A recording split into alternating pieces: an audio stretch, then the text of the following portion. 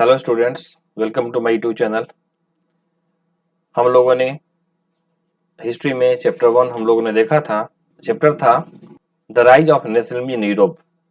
इसके first section में हम लोगों ने French revolution and idea of the nation के बारे में हम लोगों ने पढ़ा।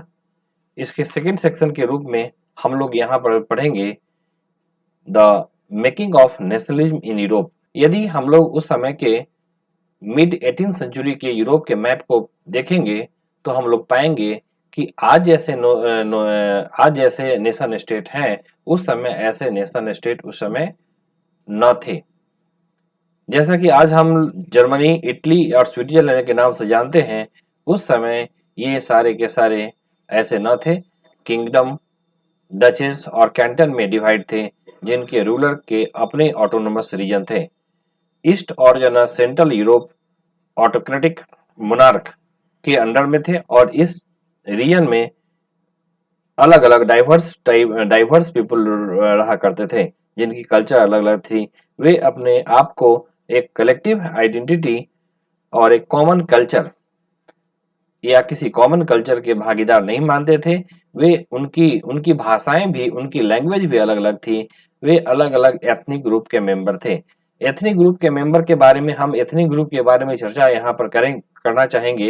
एथनिक ग्रुप वैसे लोगों का ग्रुप होती है जिसकी लैंग्वेज एक समान होती है, कल्चर कॉमन कल्चर होती है और एक दूसरे के प्रति सहानुभूति रखते हैं, यानी उनकी कलेक्टिव आइडेंटिटी एक होती है। उनमें नेशनलिज्म की भावना नहीं होती है। वो अपने आप को, अपने एथनिक ग्रुप के अन्य मेंबर को ही अपने भाई या अपने मेंबर के रूप में ट्रीट करते हैं। नेशन उनके लिए इम्पोर्टेंट नहीं होता है। यानी किसी भी कंट्री के नेशनलिज्म के डेवलपमेंट में एथनिक ग्रुप का होना ये बहुत बड़ा खतरा होता है। यही स्थिति यूरोप में भी थी। इसके कारण नेशनलिज्म की भावना के विकास में ये बाधक थी। हम लोग इसके बारे में और हम आगे देखेंगे, एग्जाम्पल लेंगे कि किस तरह से एथनिक ग्रुप जो थी वो खतरनाक हो रही थी, वहां पर नेशनलिज्म के फॉर्मेशन में किस तरह से ऑब्स्ट्रक्शन के रूप में काम कर रही थी। फॉर एग्जाम्पल, ऑस्ट्रिया पर ऑस्ट्रिया हंगरी पर रूलिंग करने वाले हैब्सबर्ग एम्पायर कई छोटे छोटे रीजन्स और पीपल्स में बटा हुआ था। उन सबको मिला करके पूरा हैब्सबर्ग एम्पायर बना था। इस हैब्सबर्ग एम्पायर में एप्पल्स के टिरोल, ऑस्ट्रिया, सुडेंटेनलैंड के प्रोविंस के साथ साथ बोहेमिया भी शामिल थे, जहां पर इलीट क्लास में, ऑटोक्रेटिक क्लास में जर्मन लैंग्वेज बोलने वाले ज्यादातर लोग थे। हैब्सबर्ग एम्पायर में लोम्बार्डी और वेनेशिया जैसे इटालियन लैंग्वेज प्रोविंस भी थे। हंगरी में आधे से ज्यादा लोग मैग्यार भाषा बोलते थे, जबकि बाकी लोग अलग अलग लैंग्वेज का इस्तेमाल किया करते थे। गालिसिया में जो वहाँ के एलीट क्लास के जो लोग थे वो पोलिश लैंग्वेज का इस्तेमाल किया करते थे। इन डोमिनेंट ग्रुप के अलावा हैब्सबर्ग एम्पायर के बाउंड्रीज के अंदर में काफी संख्या में खेती करने वाले लोग अधीन अवस्था में रहा करते थे। जैसे नॉर्थ में बोहेमियन थे और स्लोवाक, कार्नियोला और स्लोवेन्स लोग रहा करते थे। साउथ में क्रोएट और ईस्ट साइड में ट्रांसिल्वेनिया में रोमन लोग रहा करते थे। इस प्रकार का डिफरेंसेस पॉलिटिकल, इस प्रकार का जो डाइवर्स पीपल जो थे, इतने सारे डाइवर्स पीपल यूरोप में उस समय एक साथ रह रहे थे, ये सारे पॉलिटिकल यूनिटी को बढ़ावा देने वाली न थी। इन अलग अलग ग्रुप को आपस में बांधने वाला एकमात्र फैक्टर था, वो था एलिगेंस टुवर्ड्स देयर एम्परर, यानी सम्राट के प्रति अपनी निष्ठा। आगे हम लोग देखेंगे नेशनलिज्म और नेशन स्टेट का विचार कैसे उभरा।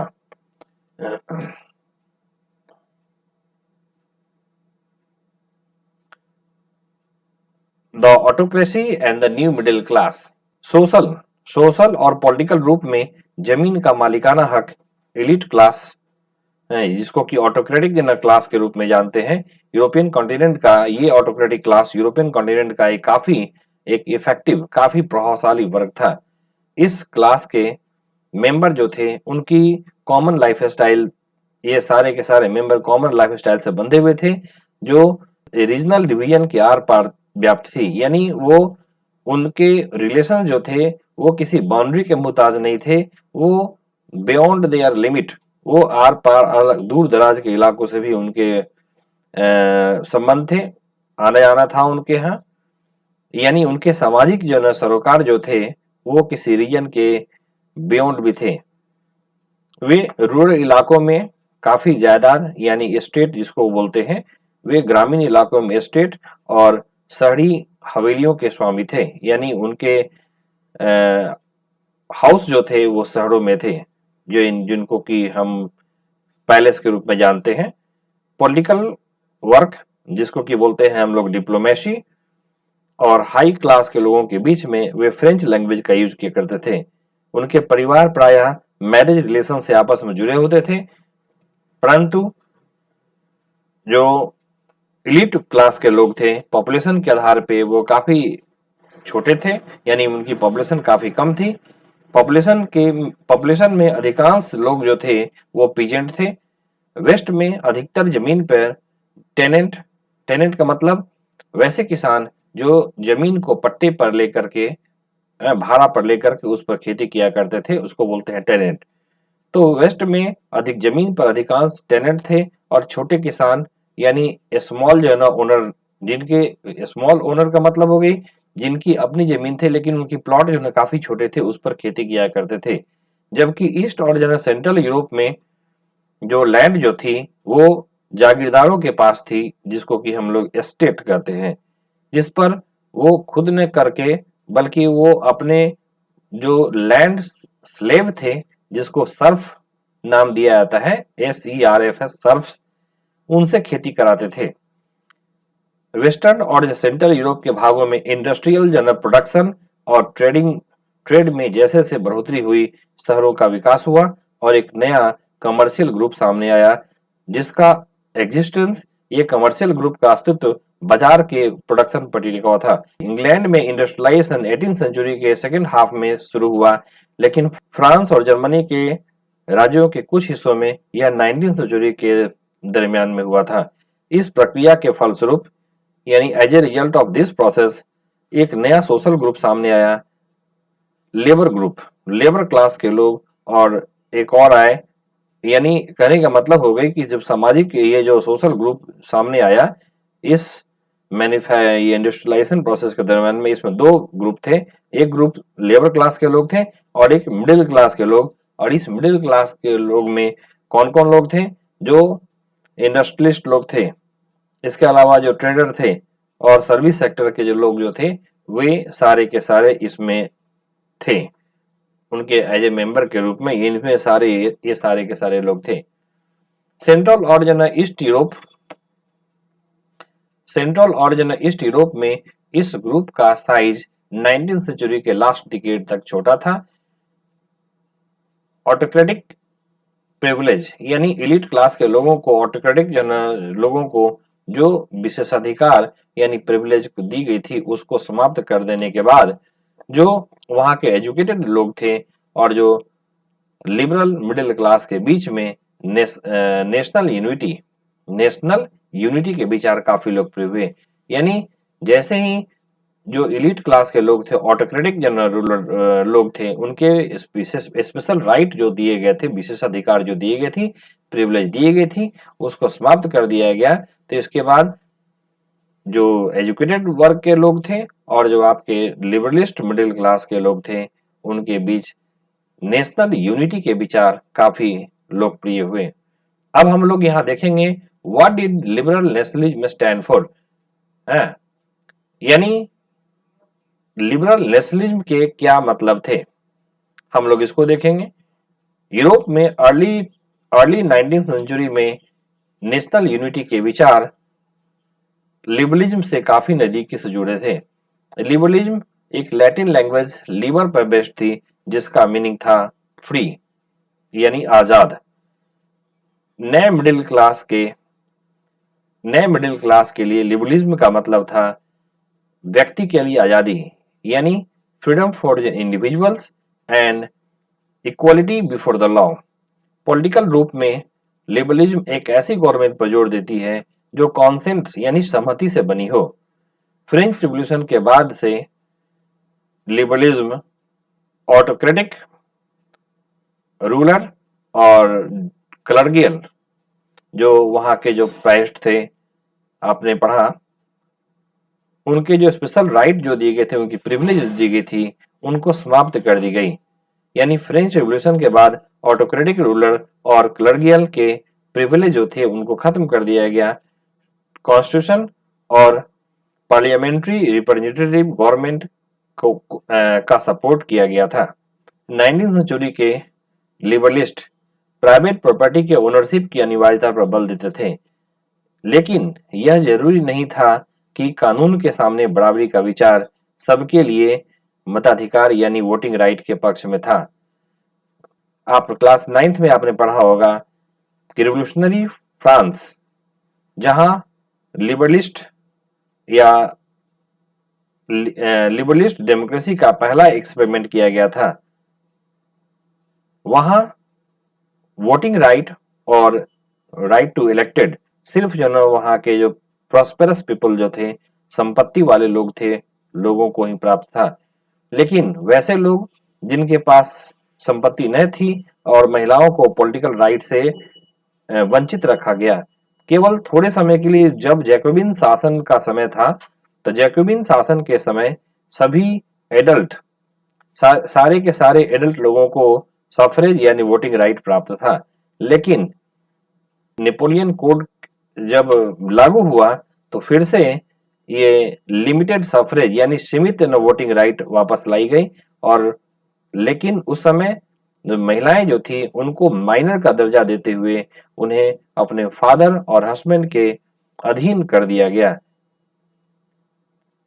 19th सेंचुरी और 20th सेंचुरीज के इनिशियल ईयर में हम लोग देखेंगे कि महिलाओं और संपत्तिहीन यानी जिनके पास संपत्ति नहीं थी उन पुरुषों ने अपने पॉलिटिकल राइट की मांग करते हुए जबरदस्त एक विरोध प्रदर्शन किया था, विरोध आंदोलन चलाया था, ऑपोजिशन मूवमेंट चलाया था। अब हम लोग चलते हैं इकोनॉमिक फील्ड में, देखते हैं इकोनॉमिक फील्ड में वहां पर क्या हुआ। इकोनॉमिक फील्ड में liberalism freedom of market and goods और कैपिटल के ट्रांसपोर्टेशन पर बल देता था। यानी जो गुड्स थी, जो पूंजी थी, उसका ट्रांसपोर्टेशन, वो उसका एक्सचेंज आराम से हो सके, उस पर जितने भी रिस्ट्रिक्शन लगाए गए थे उस सारे रिस्ट्रिक्शन को खत्म करने के पक्ष में था। 19th सेंचुरी में मिडिल क्लास की ये मांग जोरदार थी। उन्होंने इस बात को रखा कि बाजार को फ्री किया जाना चाहिए और गुड्स और जो कैपिटल है उसका ट्रांसपोर्टेशन बिना किसी नियंत्रण का होना चाहिए। अब हम लोग 19th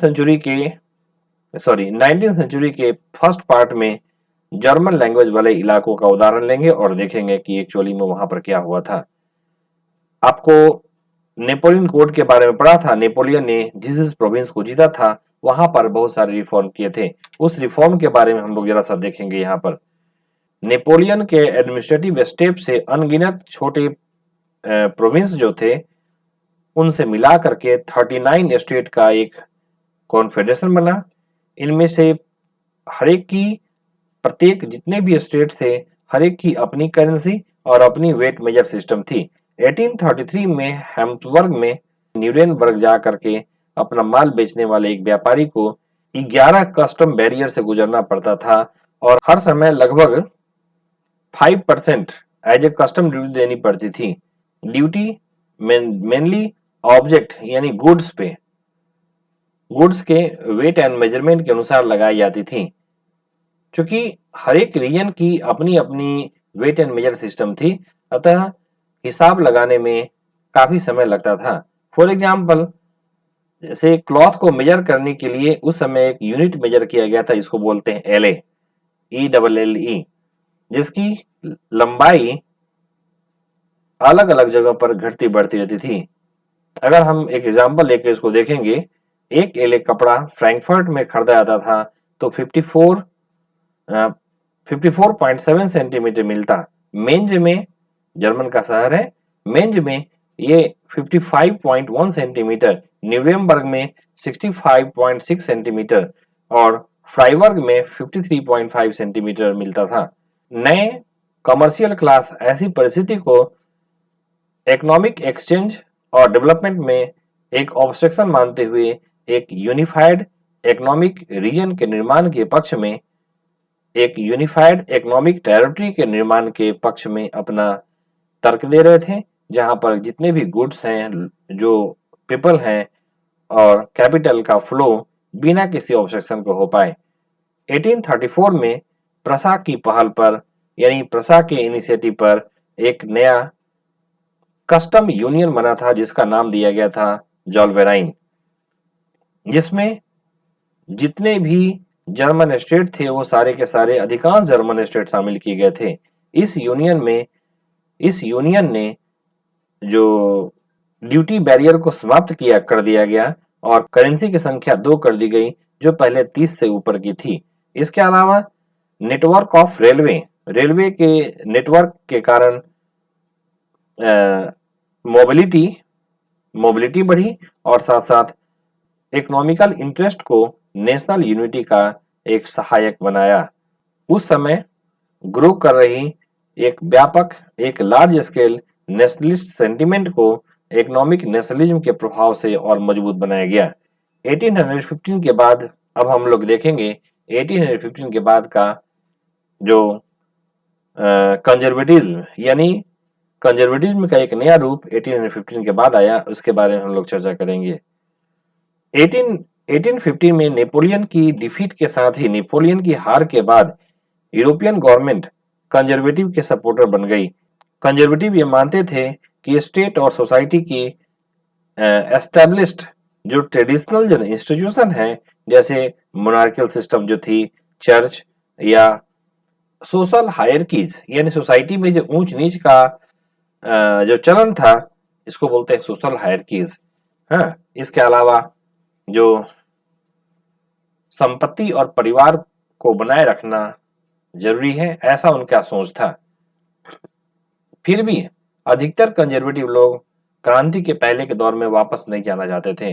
नेपोलियन द्वारा शुरू किए गए परिवर्तनों से उन्होंने जान लिया था कि मॉडर्नाइजेशन मोनार्की जैसी परंपराओं को मजबूत करने में सक्षम थी, यानी मॉडर्नाइजेशन ही एकमात्र तरीका है जिसके द्वारा जो ट्रेडिशनल इंस्टीट्यूशन है, जैसे आपका मोनार्कियल सिस्टम को फिर से रीएस्टैब्लिश किया जा सकता है। वह स्टेट की पावर को और ज्यादा प्रभावी और मजबूत बना सकता था। एक मॉडर्न आर्मी, एक एफिशिएंट ब्यूरोक्रेसी और एक डायनेमिक इकोनॉमी, साथ साथ जो फेडरलिज्म एवं सेफर्डम, यानी फेडरलिज्म को समाप्ति करना, फेडरलिज्म को खत्म करना, और साथ साथ जो सेफर्डम है उसको समाप्त करना। सेफर्डम मतलब लैंड स्लेवरी को समाप्त करना, एबॉलिश कर देना। अगर ऐसा करते हैं तो यूरोप के जो ऑटोक्रेटिक रूलर जो थे, मोनार्क जो थे, उनको पावर दिया जा सकता है। 1815 में ब्रिटेन, रूस, प्रशा और ऑस्ट्रिया जैसे ये सब यूरोपियन पावर जो थे, जिन्होंने मिलकर नेपोलियन को हराया था, उनके रिप्रेजेंटेटिव यूरोप में एक सेटलमेंट के लिए मिले। सेटलमेंट मीन्स समझौता तैयार करने के लिए वियना में मिले। ये जो कॉन्फ्रेंस था, इसे कांग्रेस नाम दिया गया था। इस कांग्रेस की मेजबानी ऑस्ट्रिया के चांसलर ड्यूक मेटरनिक ने की। इसमें रिप्रेजेंटेटिव ने 1815 की ट्रीटी ऑफ वियना तैयार की, जिसका ऑब्जेक्टिव उन सारे चेंजेस को खत्म करना था जो नेपोलियन युद्ध के दरमियान में किए गए थे। फ्रेंच रिवॉल्यूशन के दौरान हटाए गए बोर्बो डायनेस्टी को फिर से सत्ता पर बहाल करना, फिर से रीस्टोर करना शामिल था, और फ्रांस ने उन इलाकों को खो दिया जिस पर कब्जा उसने नेपोलियन के अधीन किया था।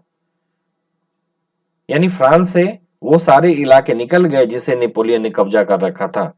फ्रांस की बॉर्डर जो थी, उन बॉर्डर पर कई स्टेट जो एस्टेब्लिश कर दिए गए ताकि फ्यूचर में फ्रांस अपनी टेरिटोरियल एक्सपेंशन न कर सके। अतः इसके लिए क्या किया गया, नॉर्थ में नीदरलैंड का स्टेट एस्टेब्लिश की गई, जिसमें बेल्जियम शामिल था, और साउथ में पिडमॉन्ट में जेनोवा जोड़ दिया गया। प्रसा को उसके वेस्टर्न फ्रंट पे महत्वपूर्ण नए इलाके दिए गए, जबकि ऑस्ट्रिया को नॉर्थ इटली का नियंत्रण सौंपा गया, मगर नेपोलियन ने 39 स्टेट का जो जर्मन कॉन्फेडरेशन एस्टेब्लिश किया था उसे वैसा ही बनाए रखा गया। ईस्ट में यूरोप को पोलैंड का हिस्सा दिया गया, जबकि प्रसा को सैक्सनी का एक प्रोविंस प्रोवाइड दिया गया। इन सब का ऑब्जेक्टिव उस समय के जो मोनार्कीज थे उसको फिर से रिस्टोर करना, यानी उस समय मोनार्किकल सिस्टम को फिर से रिस्टोर करना इसका मेन ऑब्जेक्टिव था, जिन्हें नेपोलियन ने बर्खास्त कर दिया था। साथ ही यूरोप में एक ऐसी नई कंजर्वेटिव सिस्टम कायम करने का लक्ष्य भी था। इन 1815 कंजर्वेटिव रूलिंग सिस्टम जो ऑटोक्रेटिक थी, आपने देखा होगा 1815 में जो एस्टेब्लिश की गई थी कंजर्वेटिव कंजर्वेटिव रूलिंग सिस्टम, वो ऑटोक्रेटिक थी, निरंकुश थी, उस पर किसी प्रकार का कोई अंकुश न था। वे क्रिटिसाइज और डिसेंट डिसेंट मीन्स सहमत न होना, यानी अगर उनकी कोई आलोचना करे या उनसे सहमत न हो तो वो उनको टॉलरेट न कर पाती थी। उन्हें एक्टिविटी उन्होंने उन एक्टिविटी को दबाना चाहा जो ऑटोक्रेटिक गवर्नमेंट की वैलिडिटी पर क्वेश्चन खड़ा करती थी। मोस्ट ऑफ द गवर्नमेंट जो थी उन्होंने सेंसरशिप लॉ एस्टेब्लिश किए, जिसका ऑब्जेक्टिव ये था कि उस समय के न्यूज़पेपर थे, बुक्स थे, प्लेस थे, सॉन्ग थे, उसमें एक्सप्रेस की गई उन बातों पर कंट्रोल लगाया जाए जिससे फ्रेंच रिवॉल्यूशन से जुड़े फ्रीडम और लिबर्टी फ्रीडम और लिबर्टी के जो विचार, जो फ्रेंच रिवॉल्यूशन का मेन आइडियोलॉजी था, उनके विचार वैसे मास मीडिया पर बैन लगाई गई जिससे फ्रेंच रिवॉल्यूशन से जुड़ी फ्रीडम और लिबर्टी के विचारों को बढ़ावा मिलती हो। लेकिन फिर भी फ्रेंच रिवॉल्यूशन की मेमोरीज लगातार इंस्पायर्ड करती रही। नई कंजर्वेटिव सिस्टम के क्रिटिसाइजर जो थे लिबरलिस्ट नेशनलिस्ट द्वारा उठाए गए एक प्रमुख मुद्दा था फ्रीडम ऑफ प्रेस। हम लोग चलते हैं आगे। द रिवोल्यूशनरीज 1815 के बाद रिप्रेशन के डर से, दमन के डर से बहुत सारे लिबरलिस्ट रिवोल्यूशनरी जो थे वो छिप गए थे। बहुत सारे यूरोपियन स्टेट में रिवोल्यूशनरी को ट्रेनिंग देने के लिए और उनके विचारों को प्रसार करने के लिए, उनके विचारों को एक्सपेंड करने के लिए, फैलाने के लिए एक सेक्रेट जनरल ऑर्गेनाइजेशन, जिसको कि हम लोग सेक्रेट सोसाइटी के नाम से जानते हैं, वह सामने आए थे। उस समय रिवोल्यूशनरी होने का अर्थ उन ऑटोक्रेटिक सिस्टम का विरोध करने से था जो वियना कांग्रेस के बाद एस्टेब्लिश की गई थी। साथ ही फ्रीडम और लिबर्टी के लिए प्रतिबद्ध होना और संघर्ष करना रिवोल्यूशनरी होने के लिए जरूरी था। ज्यादातर जन रिवोल्यूशनरीज नेशनल स्टेट की एस्टेब्लिश करना, नेशनल स्टेट को एस्टेब्लिश करना आजादी के इस संघर्ष का एक जरूरी भाग मानते थे। यानी रिवोल्यूशनरी का टारगेट यह था कि नेशनल स्टेट को एस्टेब्लिश किया जाए।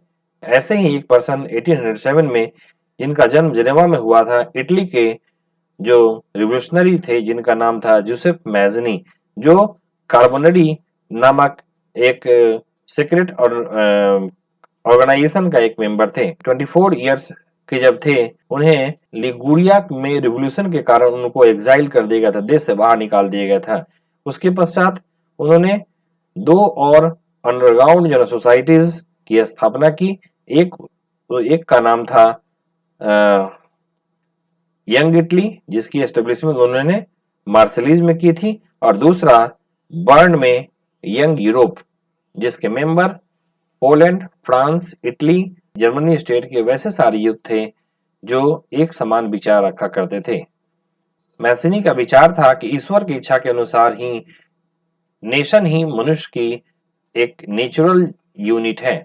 अतः जितने भी छोटे छोटे स्टेट थे और प्रोविंस थे, उन सबको उन्होंने ये मान लिया था कि छोटे छोटे स्टेट और प्रोविंस को अलग नहीं रखा जा सकता है।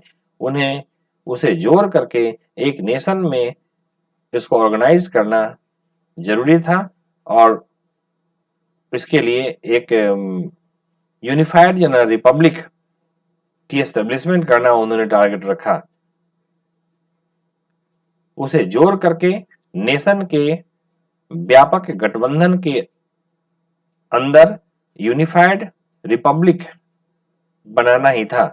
यह यूनिफिकेशन इस प्रकार यूनिफिकेशन किया जाएगा, वही इटली की लिबर्टी का आधार हो सकता था। इस मॉडल की देखा देखी जर्मनी, फ्रांस, स्विट्जरलैंड और पोलैंड में जो सेक्रेट ऑर्गेनाइजेशन एस्टेब्लिश किए गए, देखा देखी सेक्रेट ऑर्गेनाइजेशन इन सारे जगहों पर फ्रांस, जर्मनी, स्विट्जरलैंड, पोलैंड सारे जगह एस्टेब्लिश किए गए।